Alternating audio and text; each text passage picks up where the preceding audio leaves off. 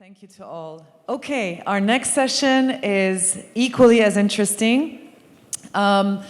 We will hear about, top tips for social media, how to, the hacks that'll make social media even more impactful. And we all know, we say this every year, social media has become one of the key or most crucial platforms and tools for businesses. Well, I think it's safe to say it has become one of the most important decision-making platforms that influence the buying power of any brand or any business and is key to the success of a business growth. Right, Ashish, you agree with me? 100%. Yeah. And today, to talk to us about social media mastery from Q Communications Agency, I'd like to welcome Victoria Machin and Rebecca Jill. Welcome on stage, ladies. Hi. Welcome. Hello. Welcome. Hello, hello. How do we sit? You sit down. Hello, everyone. Hi. How are you doing? Thanks. Hello. Hi, I'm Victoria. I'm the head of digital from Q Communications. We are a 360-degree agency based in Dubai and have offices in Abu Dhabi. We do everything from public relations to digital marketing to creating content to the performance. So when you see those adverts coming through, that's us doing that, tricking you with your algorithm. And then this is my colleague, Rebecca. Hi, I'm Rebecca. I'm an account director at Q Communications. I work very closely with Victoria, and I oversee and lead a lot of our accounts at the agency.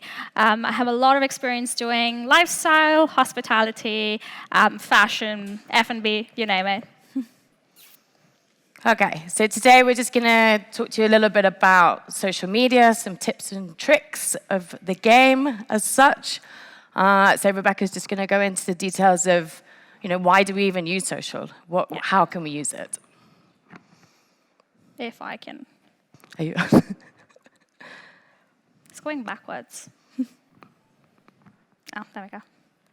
Awesome. All right, so why do we use social media? I don't think I need to tell you the exact power of this platform because it is amazing. There are so many different platforms out there. It changes and evolves constantly. One of the things I always tell people is I didn't have TikTok as part of my CV 2 years ago, and now it's on there. It's one of the top most platforms I use, and it is so powerful, and it's constantly changing, and that's the best thing about social media. No 2 days are the same in our job, and that's what we love about it. So some of the top tips as to why we say that we need to use social media. One of them is reaching a larger audience. It has the widest database of audience. You're just a click away from reaching a whole, millions of people, not just where you are, but around the world. And that's the best part about it. You can do it remotely. It can increase brand awareness. Again, updating your business, keeping your brand at the forefront of all comms. The first thing that people will think about your brand is what you represent on social media, and that's such an important element of it. Engaging with customers. There's so many amazing case studies of how people have used social media and engaging with their customers to reach out to their target audience, being able to give them what they want. People have started launching products based on what they want.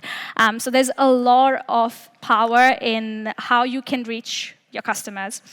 That being said, there's also it helps enhance customer service. So we have a few examples of how we see people asking us questions. It could be something as simple as you see a lot of people saying, what are your timings? Where do you open? What is your location? Something as simple as that makes you realize I'm not giving my customers enough details about this on my social media already, which is why they're DMing me or leaving a comment. So again, it just helps you understand what your customer is looking for from your platform. And getting feedback, it's a great way to connect with people, have them give you feedback, especially if you're launching something. We have a lot of brands that do soft launches for a new campaign on social media just to get initial feedback before they reach out to the rest of before they roll it out on all other platforms. Generating leads, again, this is great if you're a product or service-based industry, but it can really help you target potential customers. Improving search engine rankings, you want your brand to be the first like when you put in the name on Google, your brand pages should be the first one that come up, and social media can help that those are the top clickable links that happen on Google. Connecting with influential people, influencers, whether you love them or you hate them, they're very powerful on social media, and this is a great opportunity to engage with them. Building relations, very, very important for both B2C and B2B. So this is an amazing opportunity to work with other businesses and collaborate with them, and monitoring competition. As much as we think we're doing an amazing job, there's always so much out there and your competitors, and it's really good to see what they're doing, how we can learn from their performance, the kind of content they're releasing, and re-strategize and evolve and keep updating what you're posting on social media. So it's really important for us to be able to see what your competitors are doing and evolve based on that. So those are just some of the top reasons why we say that we need to be on social media. No platform fits all is because we see a lot of people, they come to us and they're always like, all right, let's put this in post, Facebook, Instagram, TikTok, Twitter, X, you name it. But unfortunately, that doesn't work anymore. If you came to me 6, 7 years ago, I would have agreed with you. But no, it doesn't work anymore. So that is why we say the first thing you need to do when you're starting to build your social media strategy is understanding your customer. Because your customer is your head of social. What they want is what you're going to give them through your platform. So understanding who your customer is, where are they from, what are their preferences, what do they like, where does your customer live? Are you going to be targeting them locally? Are you looking at a global audience? Understanding your customer is really important. What do they like? Is it a fitness product? Are you looking at, if it's just a health and fitness product, you could even be looking at gyms, and you could be looking at things that your customer is interested in. So it's really important of creating a portfolio for them and understanding what they want. And how do they consume data? Are they on TikTok? Are they on Facebook? What is your age and demographic of that customer to then strategize on what platforms you want them to be on? So that being said, there's a lot of social media insights out there. And what we've done is we've created like a very small cheat sheet. Again, we've chosen 6 platforms here. I could make this into like 10 platforms. There's always so many other platforms coming up on the day-to-day basis. But these are the top ones we've chosen for a lot of the B2B and B2C comms that you would need. So this, again, is split between demographics, the purpose, what it's best for, what are the posting frequencies, and what's the downside of it as well. For example, if you are a business that is dealing a lot with another business, so it's a lot of B2B comms, LinkedIn and X are going to be your topmost platforms. If you're a business that wants to target a little bit more on the younger demographic, so you're going to go for Instagram, TikTok. Another fun fact about TikTok, which a lot of people don't realize, is people think TikTok mainly has a younger audience. Yes, the younger audience is creating the content, but I've had a few meetings with TikTok where they've told us that most of the audience that is actually consuming data on TikTok is older, is above the age of 30, which is not something that you think of because you think it's for the kids, but it's actually not. And the data goes to show that. So again, if you are thinking of targeting people over 30, don't disregard TikTok. TikTok is still really important. Snapchat is amazing if you're trying to target more of an Arab audience. It's really big in Saudi. In fact, Snapchat goes above Instagram in Saudi. More people prefer Snapchat and YouTube in Saudi. So again, understanding this is why we said understanding your customer and making that customer is so important before you choose what platforms you're on, because every business doesn't need to be on every single platform. You could choose just 2 out of these platforms, but if you do it right, it would give you the data and the results you need. Okay, so content. Obviously, with social media, we have to produce content, and it's the famous saying, content is key or content is king. Our next slide is actually a show reel. I don't know if it's play it. I don't know whether it's going to play. Anyone technical? No. It was a bit of self-promotion, to be honest, of the content we've produced over the last year. So yeah, just how important content is to these social media platforms and creating specific content for each platform. I don't know whether this is going to play or not. don't think so. Okay. All right, cool. So there's different types of content that consumers want to see from the different brands and different social platforms. So, I mean, 51% is obviously product-based. I think that's a no-brainer. If you are selling your product, your brand, then a majority of your content needs to be about that. There's different measurements as to whether you need kind of real professional created content, or you can do kind of raw content. But the professional stuff, it doesn't always fit for the right platform. So if you're doing bigger campaigns, you should invest in the content a little bit more and do a little bit more well-produced. We've found from our experience that actually the raw, honest content gets better engagement because your consumers are wanting to experience your brand or your product. So that's something that we find that's really, really important. Things like behind-the-scene content works really well. It shows that you're honest and true to a brand as well, I think. Your consumer nowadays is not looking for kind of the polished stuff. They're looking for honesty. They're looking for truth. I think in particular after COVID, we found that was a massive trend as well. Yeah.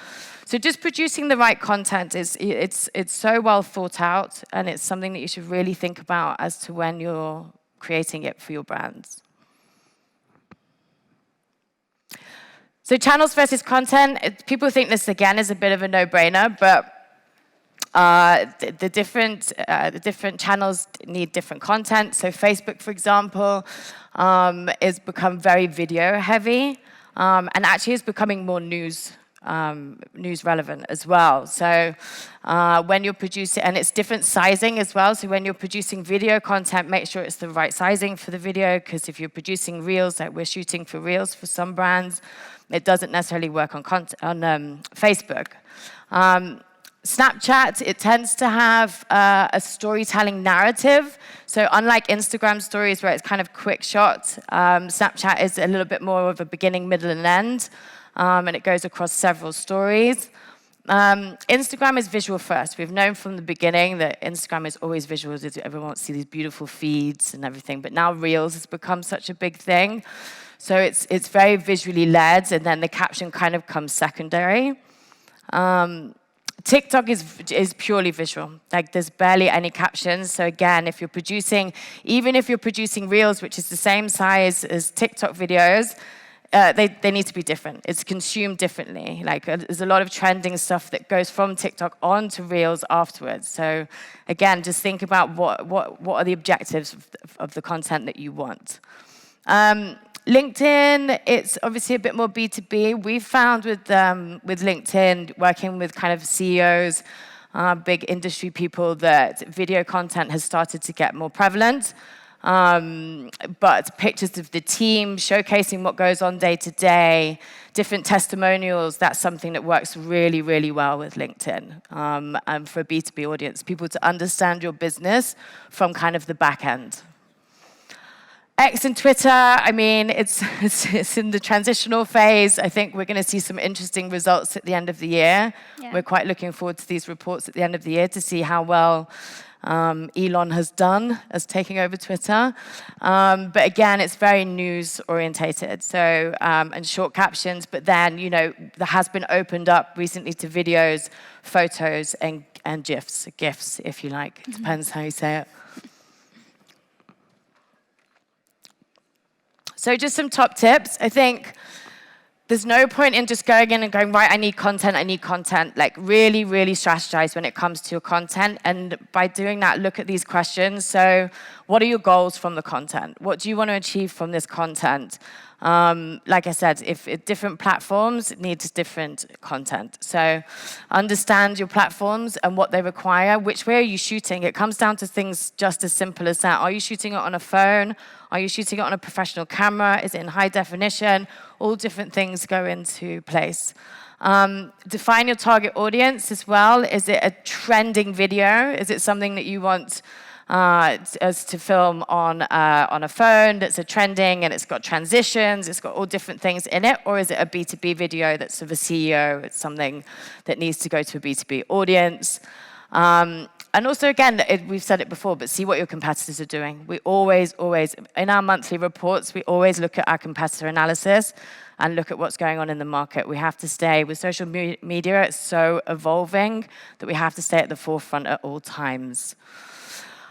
But having said that, there is no set science to it, which is one of our favorite sayings. But it's also like, if you think about all of these components, you should get it pretty right.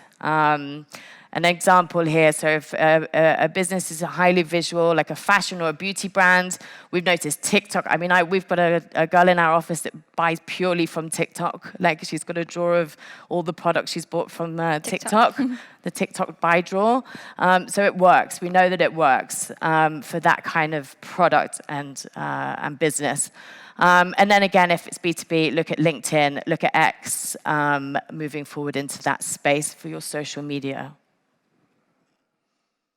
So that being said, we wanted to put in some examples of what success actually looks like, because we've talking about all these tips, but we wanted to give you a little bit of an advice on now seeing them in action. So what we've done here is picked out a few campaigns from over the last 2 years, for example. One of them is the Adidas and Ravi collaboration. I'm not sure if you've come across this before, but it was an amazing collaboration that they did. Adidas being a global brand, Ravi Restaurant being a local brand. It was a small little shop in Karama that has grown so big. They even had a stand at Expo 2020. And it was amazing to see that they took that brand and worked with them to create a very, very specially curated collection. This was launched purely on social media, and the first 2 days of it going live, it was sold out. It was actually hard, and to this date, it's actually hard to get this shoe. But just a great example of how using something nostalgic, using something that's local and something that's global, putting them together, and how that can do get amazing results for a brand. Another one which is a very simple win. It was one visual. It's not a campaign. It was not a big production. It was one of the smallest little creatives that went live by Emirates for Christmas last year, so just around this time last year. And it was just, it was called the Captain Claus Emirates. So all they did was just had it playing, taking off, and made it look like it was CGI, and made it look like it was Santa Claus going off.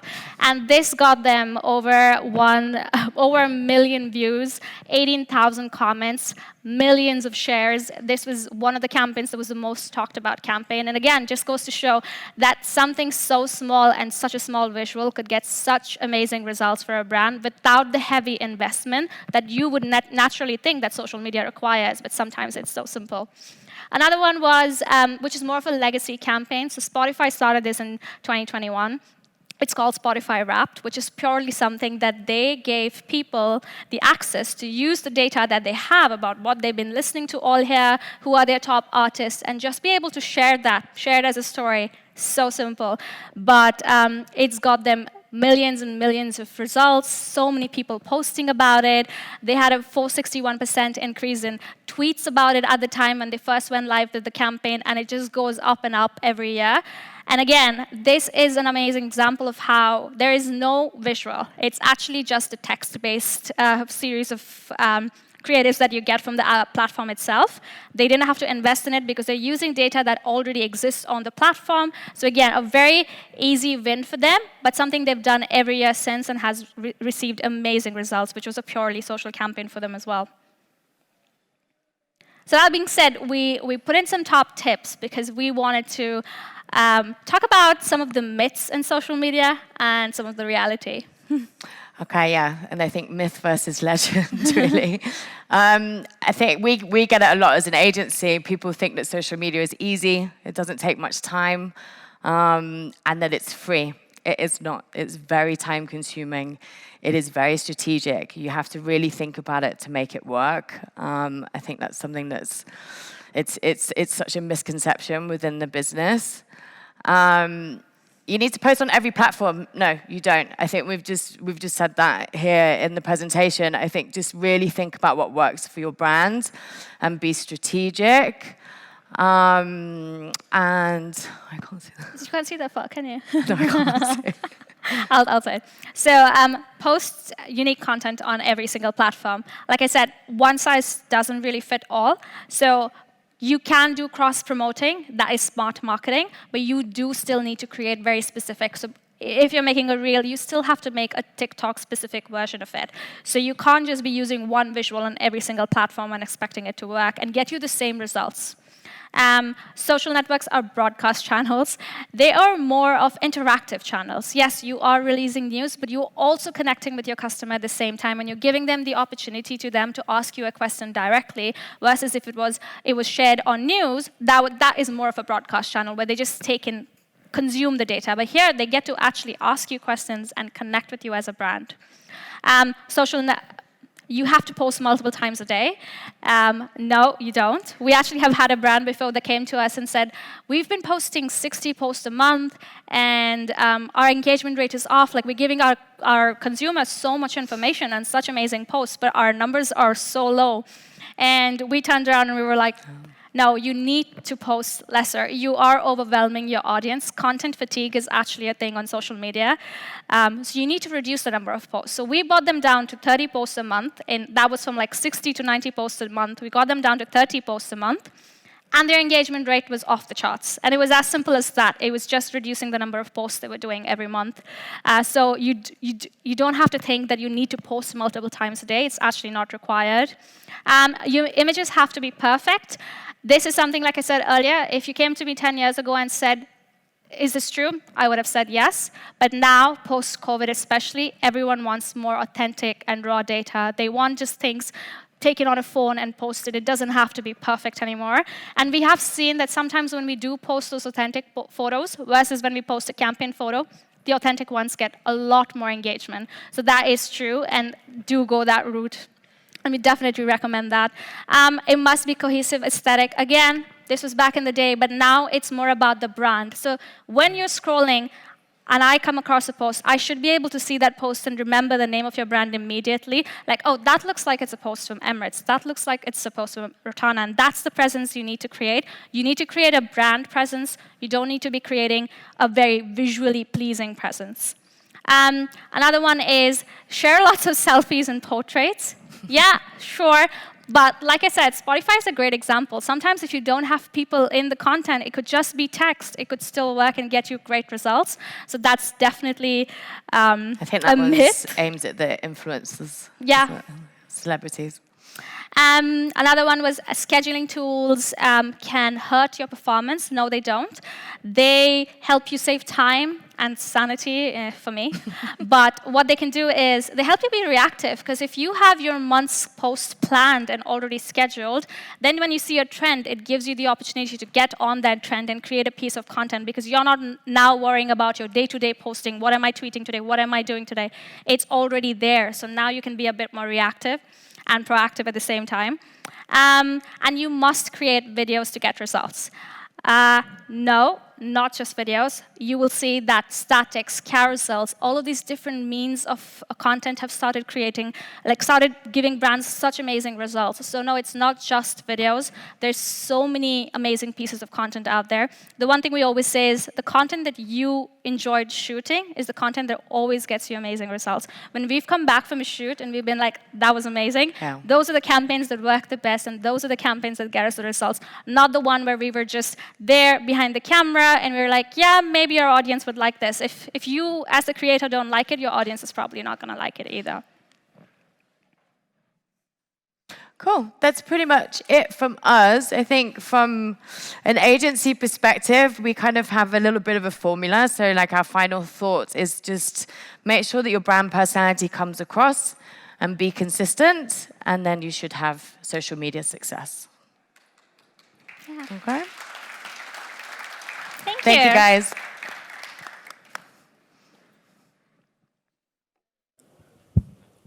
Wonderful. Thank you so much. We're a bit ahead of time, so if anyone has any questions they would like to ask the lovely ladies with this inspiring session, please raise your hand. We can take a few. Yes, 1 second.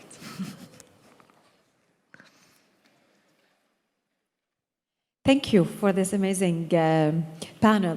Thank so you. now you just mentioned that when we are posting on social media, we have to mix between videos and photos. What's the ratio between videos and photos? So what do you recommend? I mean, it depends. It depends from a brand front. It's what your audience is consuming as well. So we found, like recently, we've been posting for a CEO. We've been posting on LinkedIn, carousel posts of and the engagement has gone through the roof. So it's that consistent learning. I think you have to look at your results of what you're posting and then come up with the ratio. Like I said, there's no exact science to it, unfortunately. I wish there was. But yeah, I think that's what you have to do. You have to look and learn and just keep on evolving with it. I think it's something it's social media every day. We do it every day.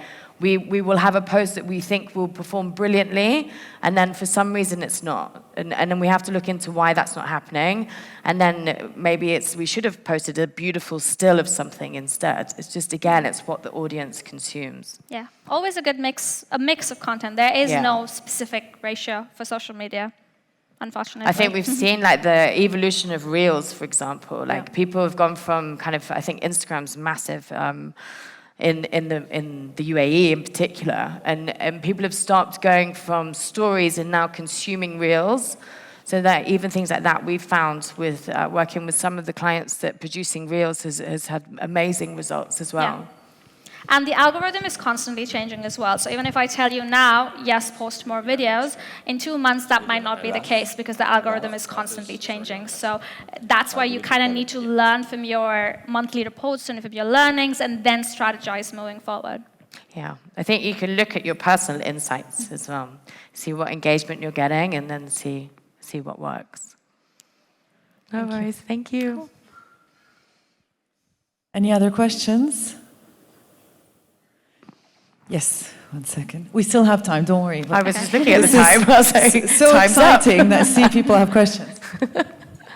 First of all, thank you so much for your sections. I've actually learned a lot from your insights as well. Thank you. So I work for a luxury hotel, and your insight is actually true that every time we want to do some kind of very high-end luxuries and presentable image, it doesn't get a lot of engagement. Yeah. It's all about authentic content. However, because we're working for luxury brands, which is we want to keep everything will be presentable. So do you have any advice on this to balance between the brand's positionings and the engagement we want to earn as well? I think you've got to be the middle person and say, look, this is what's actually working, and this is what our competitors are doing. And there's always a middle ground, right? There's always like, okay, we can still go into high production. We've done it in shoots recently where we've done high production value almost, but we're filming it on phones. So it comes across as a lot more authentic when it comes to the content. Okay, sorry, I'll just add something to that. So we do Hakkasan, for example, which is Michelin star restaurant in Abu Dhabi, and they have that as well. We get brand guidelines from Hakkasan from the global team, where there has to be very specific, even the reflection, there's a percentage that we need to follow. So how do we keep that and create authentic content? So one way we found, like we kind of re-strategized and found a loophole within it, which actually works for us now, was when you post a reel, it doesn't necessarily need to be on your feed tab. It can be on the reel tab. That tab doesn't have to be aesthetically pleasing because it's after your feed. So when you post a reel, for example, post a really nice, authentic reel, but just don't have it on your feed because then your feed is maintained, it's beautiful, it's aesthetic, and in your reel tab is the one with all of the UGC and creative content, and you will see that still gets you the results. So you kind of have the best of both worlds where you maintain your beautiful, luxurious feed and you create authentic content or repost content from influencers on just your Reels tab. Does that answer your question? Thank you so much. I actually have another one. Yeah, sure. Which is like TikTok is the hot topic now, and I know that in order to gain a lot of engagement, we need to follow the trends. However, at the brands, we have the brand standard, and not everything we can follow, which is like will harm the engagement. Do you have any advice on this one?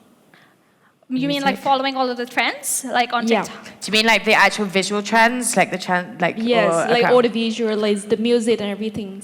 Yeah, I think we found audio is a big one. So audio has been really big for us picking up. If you can't do, say, because the trends are often quite casual. They're like you said, they're not very high end, so it's very hard to adapt then a high end brand into that.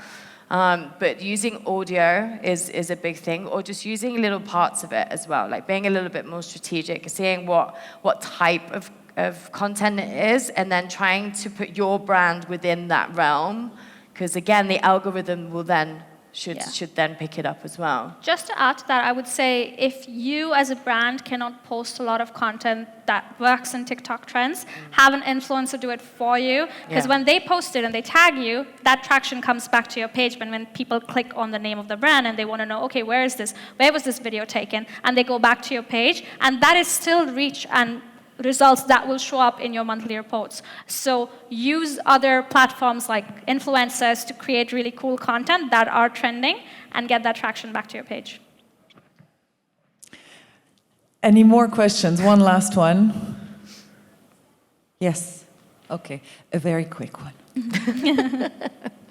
Compact. Hey girls. Hi. I always see you after tennis, so I think this is a good change.